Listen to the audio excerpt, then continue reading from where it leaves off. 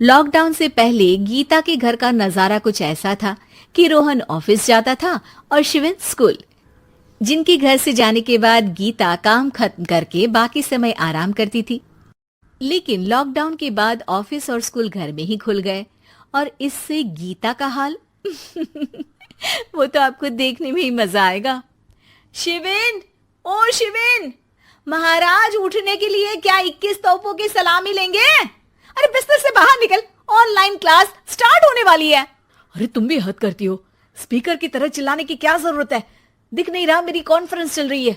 अब कैमरा और speaker on कर रहा हूं, मुझे कोई शोर नहीं चाहिए। इस पर जैसे ही रोहन लैपटॉप का कैमरा और स्पीकर ऑन करता है तभी कुकर की सीटी बजती है। करा लो अब इसे चुप। लॉकडाउन नहीं हुआ, मेरी मौत का फरमान जारी हो गया। दोनों बाप बेटे ने नाक में दम किया हुआ है। ऐसा बोलकर गीता वहां से शिविन के कमरे में पहुंच जाती है, जहां शिविन अभी भी सो रहा होता है। ओ आलसी, अब अगर 5 मिनट में नहीं उठाना तो आज तेरा गेम और यूट्यूब कैंसिल। माँ की बात सुनकर शिविन बिना 1 मिनट गंवाए उठ खड़ा होता है। उठ गया, अभी नहाकर भी आता हूँ। ये नाटक कहीं और, मुंह पर गीला कपड़ा मार और पढ़ने बैठ। शिविन की ऑनलाइन क्लास स्टार्ट हो जाती है, जिस पर गीता उसे वहां बिठाकर रसोई में चली जाती है। थोड़ी देर में उसे कमरे से कुछ आवाज सुनाई देती है, जिसे सुनकर वो कमरे में वापस आती है। हाय राम, तुझे क्लास अटेंड करने के लिए बोला था, कैमरा ऑफ करके बिस्तर पर नाचने के लिए नहीं बोला था। मम्मी मुझे कुछ समझ नहीं आ रहा, आप बाद में पढ़ा देना ना, वैसे भी अटेंडेंस तो लगी गई है। हाँ बेटा, जरूर बन जा, तू अभी से हम सबका बाप बन जा। अरे नहीं मतलब कहाँ से लाते हो इतना दिमाग, और पढ़ाई करते हुए ये चला कहाँ जाता है? नाइस क्वेश्चन, दिमाग से पूछकर बता दूंगा। शिविन की बातों से परेशान होकर गीता उसे मारने के लिए जैसे ही आगे बढ़ती है तभी वो कमरे से बाहर भाग जाता है। अब शिविन आगे और गीता हाथ में चप्पल पकड़े उसके पीछे पीछे पूरे घर में दोनों घूम रहे होते हैं। इसी बीच वो रोहन के पास पहुंच जाता है और शिविन को मारने वाली चप्पल रोहन के लैपटॉप पर जाकर गिरती है। माँ! मम्मी, अब पापा को चप्पल मार रही हो? वो आज तक के रिपोर्टर, चुपचाप जाकर क्लास अटेंड कर ले, नहीं तो अगली तेरे पीछे लगेगी। इस पर शिविन वहां से चला जाता है, जिसके बाद रोहन गीता से कहता है, इस सर्कस के लिए कुछ बोलना चाहोगी? अरे क्या करूं, जब से तुम दोनों घर में रहने लगे हो, घर अपने आप ही सर्कस बन गया है और मैं तुम्हारी नौकर। कभी बेटी को संभालो तो कभी बाप के नखरे उठाओ।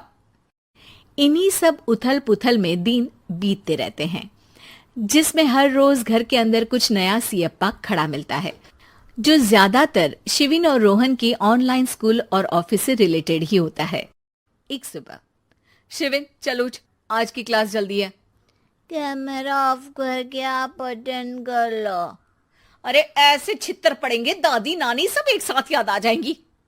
गीता की लाख मशक्कतों के बाद क्लास तो खत्म हो जाती है, लेकिन उसके बाद शिविन फोन इस्तेमाल करते हुए इंस्टाग्राम रील बनाने लगता है। रसोड़े में कौन था? तुम थी, मैं थी, कौन था? कौन था? हाँ, मैं गरीब हूँ। अरे ओ गरीब के बेटे, आजा, मैं बनाती हूँ तुझे गरीब। मैं बताती हूँ रसोड़े में कौन था।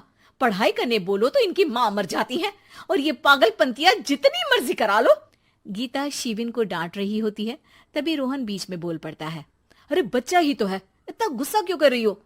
बेटे का साथ देने की इसी एक कोशिश में अब शिविन के साथ साथ रोहन भी गीता के गुस्से की सूली पर चढ़ जाता है। अगर बेटे पर इतना ही प्यार आ रहा है तो इसे क्लास अटेंड क्यों नहीं कराते, इसका होमवर्क क्यों नहीं कराते? उस समय तो बहुत जल्दी मीटिंग आ जाती है, वो काम मैं करूं और यहाँ इस बेफिजुली की चीज में तरफदारी करके बन जाओ महान। हे भगवान, कोई तो इनके ऑफिस और स्कूल खुलवाओ, मैं इन्हें और घर में नहीं सह सकती। अरे कुछ और मांग लेती, क्योंकि तुम्हारी ये विश इस साल तो पूरी होने से रही, कोरोना। हाय नास पिटे ने जिंदगी ही बर्बाद कर दी। खाए कोई पचाए कोई, कल मुझे चुन चुन कर सबको मेरी बद्दुआ लगेगी। उन्होंने दुनिया का और इन बाप बेटे दोनों ने मेरा जीना मुश्किल कर दिया। गीता वहां से चली जाती है, जिसके बाद रोहन शिविन से कहता है, अरे तुम्हारी मम्मी इतनी भड़की हुई क्यों है? आपकी वजह से पूरा समय घर में रहते हो और उस पर कोई काम कराने की जगह बस ऑर्डर देते रहते हो। अच्छा बेटे, सारा इल्जाम मुझ पर? पूरा दिन तो वो तुम पर ही चिल्लाती है।